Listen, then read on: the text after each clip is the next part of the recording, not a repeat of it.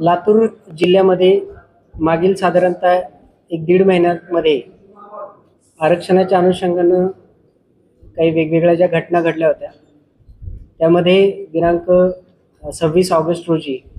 अहमदपूर तालुक्यातील सिंदगी या गावचा जो युवक होता त्यांनी मराठा आरक्षणाच्या अनुषंगानं त्या ठिकाणी विष प्राशन करून आत्महत्येचा प्रयत्न केला होता। त्यानंतर साधारणतः 13 सप्टेंबरला निलंगा तालुक्यामध्ये दादगी या गावी जो इसम आहे ज्याचं नाव त्या ठिकाणी शिवाजी वाल्मिक मेळे या इसमाचा त्या ठिकाणी इलेक्ट्रिक शेगडीला धक्का लागून विजेच्या इलेक्ट्रिक्युशनमुळे ज्याचा मृत्यू झाला होता, तर त्या तपासामध्ये सुद्धा त्या ठिकाणी एक चिठ्ठी प्राप्त झाली होती ज्यामध्ये महादेव कोळी समाजाला त्या ठिकाणी आरक्षण मिळण्यासाठी मी आत्महत्या करत आहे अशा पद्धतीचा मजकूर होता। त्यानंतर 14 सप्टेंबर रोजी चाकूर तालुक्यातील हनुमंतवाडी तांडा या ठिकाणी राहणारा इसम अनिल बळीराम राठोड याचा सुद्धा त्या ठिकाणी मोटारीला त्या ठिकाणी करंट बसून त्याचा मृत्यू झाला होता, परंतु नंतर त्याच्याच नातेवाईकांनी त्या ठिकाणी बंजारा समाजाला आरक्षण मिळावं म्हणून मैताने आत्महत्या केलेली अशा पद्धतीचं मजकूर असलेली चिठ्ठी पोलिसांना त्या ठिकाणी सादर केली होती। या अनुषंगानं ह्या तीनही प्रकरणांचा सखोल तपास करत असताना प्राथमिकदृष्ट्या असं निष्पन्न झालं की या ज्या काही मयत आहे किंवा आत्महत्येचा प्रयत्न केलेला जो आहे तर त्या प्रकरणात ज्या चिठ्ठ्या त्या ठिकाणी सुसाईड नोट्स पोलिसांना त्या ठिकाणी सादर करण्यात आल्या होत्या किंवा घटनास्थळावरून मिळाल्या होत्या, तर त्या या मैतानीच लिहिल्या आहेत किंवा नाही या अनुषंगाने संशय निर्माण झाला होता। त्याचबरोबर त्या ज्या संशयितांनी लिहिलेल्या असाव्यात या अनुषंगाने पोलिसांनी त्या ठिकाणी सखोल असा तपास त्यामध्ये केला। त्याचबरोबर त्याच्या अनुषंगाने शास्त्रोक्त तपास सुद्धा त्या ठिकाणी करण्यात आला होता। या तीनही ज्या सुसाईड नोट्स आहेत या पुढच्या तपासणीसाठी त्या ठिकाणी CID कडे हँडरायटिंग एक्सपर्ट जे आहेत हस्ताक्षर तज्ञ यांना त्या ठिकाणी पाठवण्यात आल्या होत्या, ज्यामध्ये ते मयताचे नैसर्गिक हस्ताक्षर, त्याचबरोबर जी सुसाईड नोट,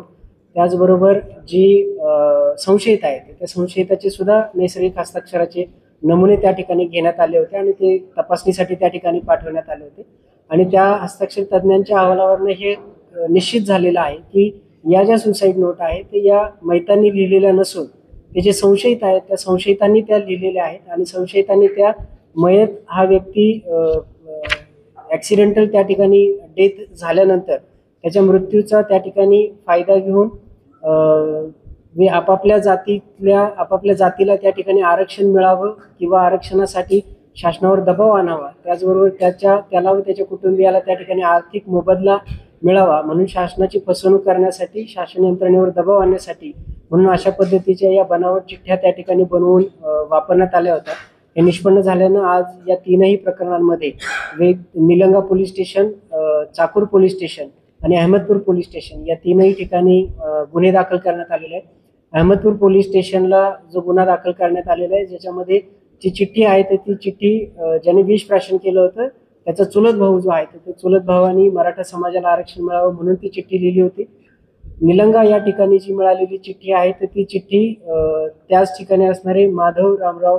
पिटले यांनी महादेव कोळी समाजाला ST मधनं आरक्षण मिळावं म्हणून त्या ठिकाणी ती चिठ्ठी लिहिली आणि त्या मैताच्या शर्टाच्या खिशात ठेवली होती। त्याचबरोबर चाकूर या ठिकाणी मिळालेली जी चिठ्ठी आहे तर ती चिठ्ठी